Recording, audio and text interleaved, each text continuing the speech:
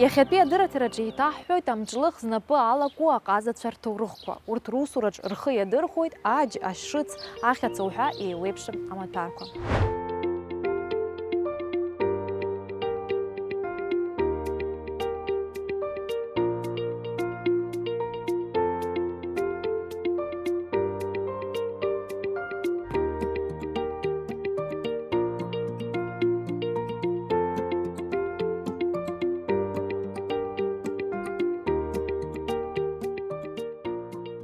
Мне всегда нравилось дерево.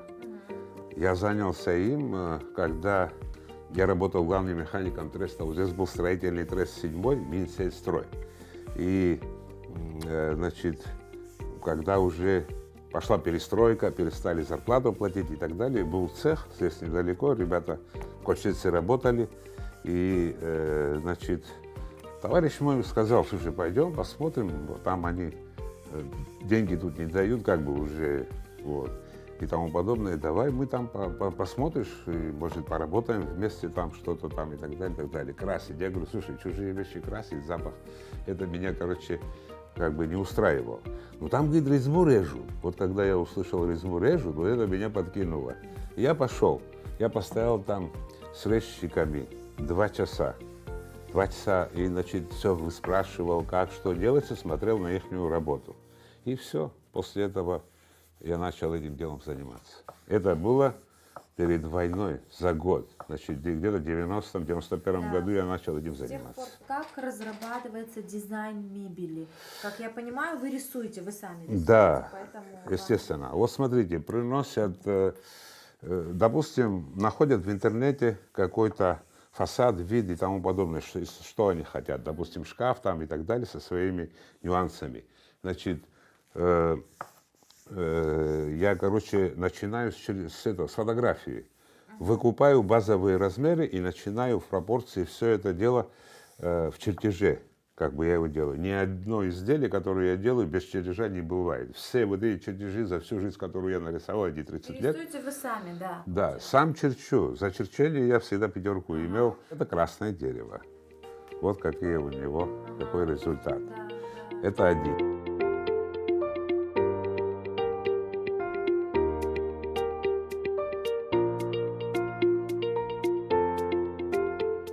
Вообще, если говорить про дерево, где и какую породу дерева вы приобретаете, пользуетесь, если не секрет, конечно? Ну вот, смотрите, происходит санитарная вырубка леса. У нас здесь есть, значит, и лесхоз, как бы, и есть обнилос. Вот как мой друг, директор лесхоза, понимаете? Он меня зовет, как бы, и мы потом, вот то, что ему мешает, как бы, мы убираем и так далее. Да. А так резать нельзя, конечно, это ты пришел и будешь резать, это не получается. С какой породой дерева вы чаще всего работаете? Ну, большинство я работал, ну, каштан, вот, бук, потом, ну, сейчас у нас есть ясень, есть шелковица, есть грецкий орех, вот как бы уже вот чуть-чуть осталось там и тому подобное. А с чем легче, с чем вот... Самый удобный для работы – это грецкий орех. Он режется хорошо, он шлифуется хорошо. И то же самое и бук, он тоже так же как бы спокойное дерево и так далее. Вот шелковица, она такая неподатливая, против шерсти, значит, если ее вести, она будет драть там и тому подобное всякие. Ну, бук такая более твердая древесина, правильно? Бук твердая древесина, да.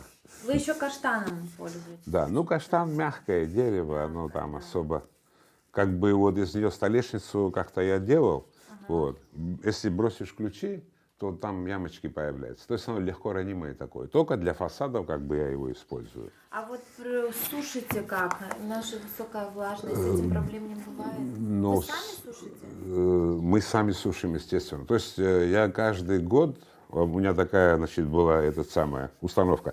Каждый год, значит, мы заготавливали по 3, 4, 5 кубов, допустим, да, чтобы мне хватило это на год. Но в этом году я ею пользоваться не могу, потому что она сырая. Мы ее, есть у нас место, где мы его складируем, значит, и она сохнет. Но, опять же, 50-ки доске нужно просушиться до, допустим, нужных параметров, да, нужно 3 года. Вот после 3 лет можно, короче, им пользоваться. Вот каждый год по 3, по 5 кубов, по 6 и так далее, по 10 мы берем.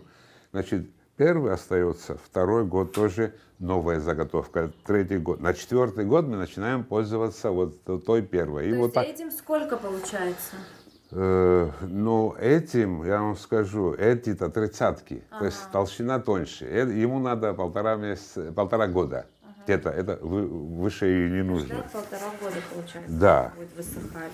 Да, ну и сейчас появились сушилки, просто надо как бы туда возить их и тому подобное. Мерхеули есть сушилка, там Джобовская вакуумная сушилка, которая за 5 дней, и там дают 100 градусов 5 дней, и она высыхает, да. Вот это грецкий орех. Вот это интересно, когда она весь рисунок проявляет.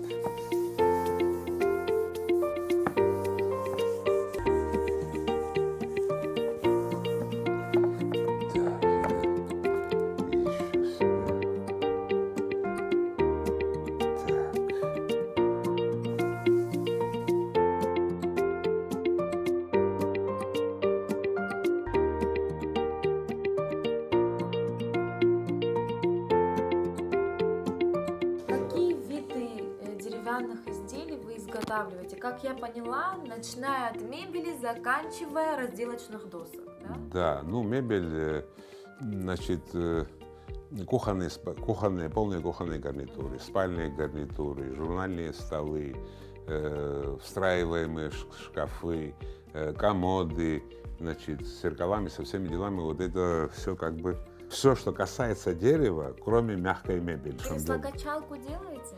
Не не пробовал, приходилось. не приходилось, да. Ага. В основном заказывают кухонные гарнитуры, потому что, видимо, у всех размеры разные кухни, и поэтому они как бы легче с одним мастером договориться, и он точно по параметрам. Вот смотрите, у меня такая маленькая территория, да, и я рисую все в чертеже, миллиметр в миллиметр. Все я нарисовал, здесь я подетально его изготовил, потом везу туда, и она должна точь-в-точь туда залезть, в этот проем, от стенки до стенки. Вот. Ну, пока еще не ошибался. Потом уже не знаю. Ну, очень часто, вот когда речь идет о заказной мебели, я Да. думаю, всегда возникает два вопроса. Почему так долго и почему так дорого? Скажите, это про вас? Все правильно. Значит, хорошей качественной мебели, сделанной из массива дерева, дешево не бывает, понимаете? Потому что материал очень дорогой.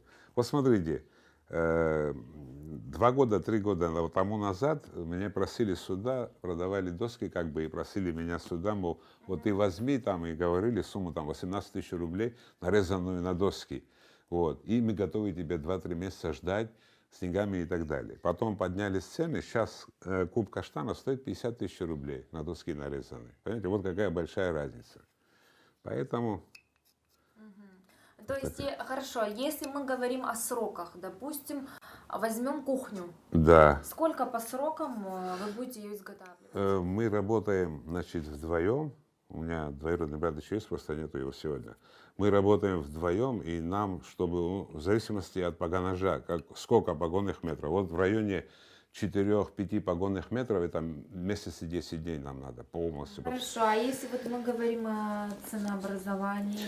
Ценообразование, вот смотрите, в зависимости... Кухни. Да, вот в зависимости от, значит, породы материала, раз. Вот, вот ту кухню, которую мы делаем, она в основном идет полностью везде массив. То есть фасады, боковые стенки, навесной ящик, все, там массив, карниз и так далее, и так далее, и так далее. Но все-таки вот примерную цену... Примерная цена, я вам скажу, хочется если это каштан в районе 70 тысяч рублей, вот, получается 1 погонный метр. То есть верхний ящик, нижний ящик, вот в этом районе. Без столешницы, конечно, очень хорошая.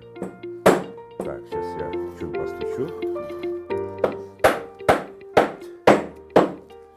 Так, это один. Ну, несмотря на, вот вы сами сказали, ДСП, МДФ, это вот такие современные материалы, Да. но дерево все равно пользуется спросом. Есть. Есть свой клиент, правильно? Есть такая категория людей, которые хотят именно дерево.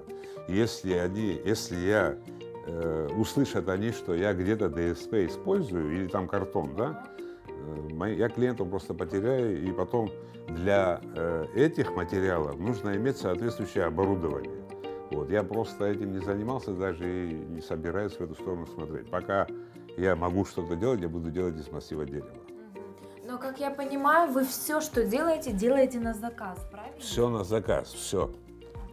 Все на заказ. Единственное, вот эти досточки, которые я как бы просто для души делаю, и потом они сами по себе как бы расходятся и тому подобное. То есть я на них не рассчитываю, просто я отдыхаю душевно, когда я их делаю. Потому что я смотрю на дерево, разные породы, и начинаю колдовать над ними, и они мне показывают, значит, как его порезать, само дерево мне подсказывает, текстура и так далее. Вот не делом.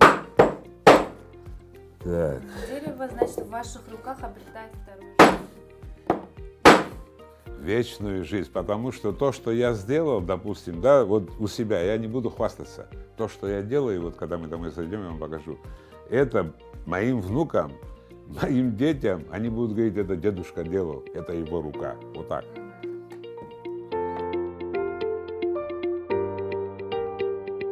Весь те материалы, которые вам нужны для работы, кроме дерева, понятно, где вы приобретаете чаще всего? Иной раз приходится выезжать в Сочи, но они все подорожали, понимаете, все подорожало. Вот как и санкции пошли и тому подобное. Я пользовался последний слой, финишный слой, у меня был лак Маршал, вот, полуматовый, а его изготавливают поляки. Вот. Они, короче, этот лак попал под санкции, если он стоил 1650 рублей, 2,5-литровый, он сейчас стоит 3500, 3650, понимаете? Вот. И мне пришлось вынужденно переходить на другие как бы лаки и так далее. И также по всем вопросам, касаемо шурупов, пятерка, шуруп, значит, он стоил где-то 70 копеек, сейчас он стоит рубль 50. Ну вот все вот так, шкурки, расходники вот эти, берем 3М-овские, немецкие шкурки, ФРГ, короче, их выпускает и тому подобное. Самые качественные, идеальные, великолепные. Но они стоили 70-80, а тоже они дорогие были. Сейчас они уже 150 рублей, один значит, круг стоит. Да. Поэтому и цена такая на эту кухню и так далее. Когда вот это все по мелочи начнешь собирать, и вот тебя на куда вылетает. Что за интересный материал у вас? Это материал называется тюльпан, родина Северная Америка. Вот это. Это сделано у меня из ясеня. То есть здесь несколько видов деревьев. То есть вы смешиваете? Смешиваю, потому что я его буду тонировать и приводить в один цвет. То есть я беру морилку, специальная пропитка, она тоже глубоко проникновения, выбираю цвет или венги, или грецкий орех, или там, ну, смотря что как бы заказывает заказчик. Но это я себе делаю. Вот она сейчас просто шкурена, вот, двумя видами шкурки. Вот. Но после краски, покрытия, еще раз она шкурится. После первого слоя, значит, первый слой идет нитроцеллюлозный лак, потому что он более или менее хорошо сошкуривается, не прилипает к шкурке сам лак. И поэтому приходится раза 3-4 его шкурить. И до финиша, пока дойдет. Вот такой вариант. Да, один, и вот эта крышка. Долго мудрил. Вот. Может, я помогу вам? Можете. Но вы знаете, чтобы работать с деревом и создавать такой хороший материал, какие качества здесь важны? Я вижу, что терпение это тут одно из главных. Да, это точно. Что еще? Наверняка аккуратность тоже имеет значение. Здесь нельзя ошибаться. Миллиметр, 2 миллиметра – это уже криминал, как бы. Значит, уже не получится. Вы всегда довольны результатом? Я должен сделать так, чтобы оно мне понравилось самому. Потом уже обязательно понравится хозяину. Если так не будет, значит, это ерунда. А вот кто-то из молодых интересуется, есть ли интерес там очень черской молодежи, может? Мало, знаете, мало. Очень трудно найти. Было у меня 2 учеников. Ну, один действительно, он как бы, ну, он профессионал-мастер. В каком деле? Сам по себе человек-мастер. Понимаете, за что не возьмется, все он делает. Надо бычка зарезать, разделать. Надо отштукатурить, надо малярить, он будет малярку делать. Надо мебель собрать, надо машину. И все, во всех, значит, вопросах он такой был. Но знаете, в чем дело? В нашем деле какая проблема? Когда начинаешь обучать, когда он уже возьмет значит, все навыки и тому подобное, он хочет сам приобрести станки и открыть свое производство. Ну, пштала, как говорится, пусть делает и тому подобное.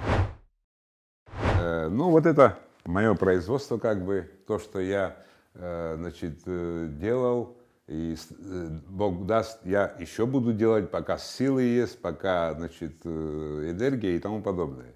Вот этот, значит, эта витрина сделана из нескольких видов пород дерева. То есть фасадная часть сделана из каштана. Вот эти все вот эти рамочки, дверки, они сделаны из каштана. Вот эта столешница, она сделана, значит, из бука. Вот. Ну, для прочности там и тому подобное. Внутренние части тоже, значит, вот, идет везде массив дерева. То есть пол, он весь в массиве, там вот это настоящий его природный родной цвет.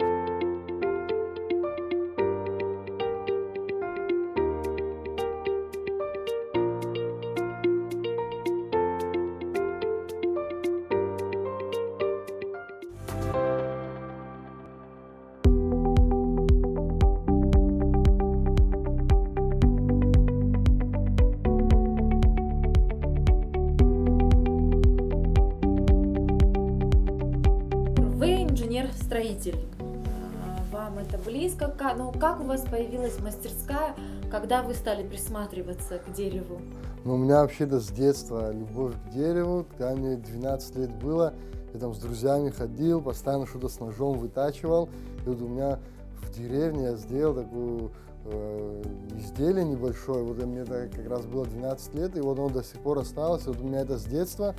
И уже вот с 2018 года решил прям профессионально этим заняться, поскольку мы строили очень много домиков деревянных и так далее. Вот у меня оттуда все вот эта вся любовь к дереву, в принципе, и раскрылась. В общем, вот так все это произошло, и вот я решил профессионально заниматься. Это такая подставка для фруктов, сюда можно положить фрукты, тортик, там или конфеты, в общем, что угодно. Это для меда, это специально такая ложка, это самшит, это каштан. Это шкатулочки, это тоже подставка для торта, там тоже, в общем, в кухонную утварь любую, в принципе, делаю, там полки дизайнерские и так далее. Тимур, с какой породой дерева вы работаете? Вот для таких столов и прочих, наверное, это твердая древесина? Ну да, желательно твердая древесина, там каштан, например, или что-нибудь такое. То есть вполне каштан, орех. То есть это такие очень красивые сорта, дуб. Ну, у них, в общем, они выглядят красиво, и ну, работать с ними, конечно, посложнее. Но это того стоит.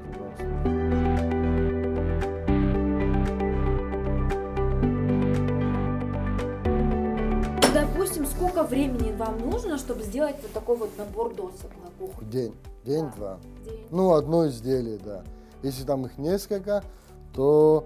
Ну, опять-таки, есть просто именно готовое изделие, отдать могу только дня через 3, потому что там я пропитываю специальными составами, это масляный воск, и оно должно пропитаться. Это, то есть, вот такой как момент. сушите вы дерево? Сами сушите или в сушилке? Ну, нет, если я беру влажную древесину, там отдаю кому-нибудь в просвакуумные камеры, там сушим, а так в основном стараюсь брать изначально уже сухую древесину, вот, и с ней уже работать. Да, и из самшита тоже много чего самшит. делаю. Вот этот материал, где чаще всего вы находите? Ну, что-то покупаю, что-то так нахожу. Вот, предположим, самшит, он упал в нашем ботаническом саду, и чтобы как бы, просто так не лежал, я пошел, его забрал. То есть, ну, это ценный очень материал, и из него изготавливаю там ножки, вазы делаю, шкатулки и так далее.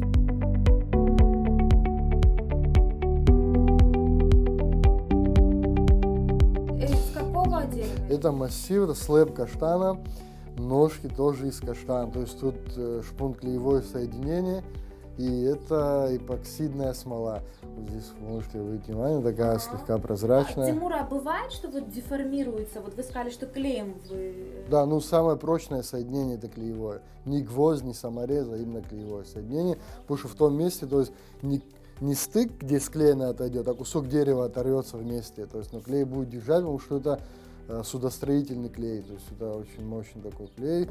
Там D2 его маркировка, в общем, D3 точнее. В общем, такой мощный. Ну, это сложный процесс вот этой вставочкой. Ну да, здесь нужно соорудить опалубку сперва, сделать все очень герметично, потому что проникающая способность у смолы точно такая же, как и у воды. То есть считайте, что вы воду заливаете, все нужно пройти герметиком, и потом самый муторный процесс Ну, шлифовка. красиво, очень красиво, ничего не скажешь. Да. На самом деле. Спасибо, Это спасибо. же кофеин. Ну да, кофейный, там можно фрукты положить, что-нибудь такое, и будет, ну вот в интерьер он впишется, в общем, в любом Но вы случае делаете будет еще красиво. большие столы. Да, конечно. Это сортировочно-разделочная доска, это тоже каштан, но это его кап. То есть капа-корень каштана, это такой, тут можете обратить внимание, такая структура очень интересная. Это вообще считается как дефект дерева, но на самом деле это еще прочнее, и, в общем, и так далее. И очень красивый рисунок, то есть очень красивая такая структура. Чаще всего это на заказ вы делаете? Да, конечно. Наверняка, чем гнаться за какой-то модой, люди предпочитают что-то новое. Как чаще всего бывает? Что заказывают? Ну, в основном какие-то столешницы для бара, полки дизайнерские, вот тоже относительно недавно делал. То есть сейчас у нас люди уже отошли от такой советского стиля, так скажем, и уже делают более такое что-то стильное, так скажем, да, и вот делаю все разные вообще предметы интерьера, то есть что закажу, там и панно, и столешницы, и так далее, и так далее. Ну, в общем, все, что будет смотреться так очень эргономично, так скажем.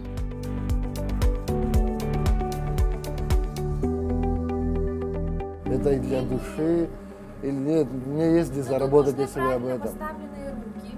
Конечно, в первую очередь. терпение. Вот мне недавно палец чуть не оторвал, например. Нет, любовь нужна к этому. И терпения не будет никакого. Аккуратность, значит, тоже Абсолютно. нужна. Ну да, это нужно любить, и тогда вот такие вещи, то есть это уже будет не работа, это будет ваша вся жизнь целиком на самом деле. То есть такая штука. Это очень важно, любить, что ты делаешь.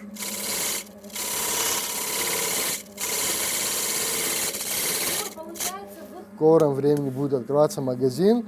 Правда, это магазин керамики, но там мои изделия тоже будут представлены. Планируем расширяться. Как раз вот с моим другом мы будем изготавливать уже такие довольно-таки крупные в общем, объекты уже. Это, наверное, даже не изделие, это уже целый объект. Вот. Но, опять-таки, предметы интерьера, они как были, так и будут. Наоборот, будут только прогрессировать. И ни в коем случае ни шагу назад. что касательно Ну, мебель тоже делал, но мне особо это не интересует, потому что как такового творчества там нету. А мне нравится делать такие творческие, в общем, вещи. То есть, Здесь чем душа необычнее такая. заказ, тем Да, у да, вас тем больше интереснее, продаж конечно, получается. конечно. В этом весь смысл. Это такая, как жизнь на самом деле. Это просто кажется со стороны так, что просто дерево. Это целое. Ну да, на самом деле это живой Да, это, материал. ну, любить, очень критически важно любить то, что человек делает. Да и природный стиль такой. Правда, многие стали интересоваться и очень радуют, что эти многие это наши ровесники, то есть и даже те, кто помладше. То есть, в принципе, творческих людей у нас вообще предостаточно оказалось, это не может не радовать.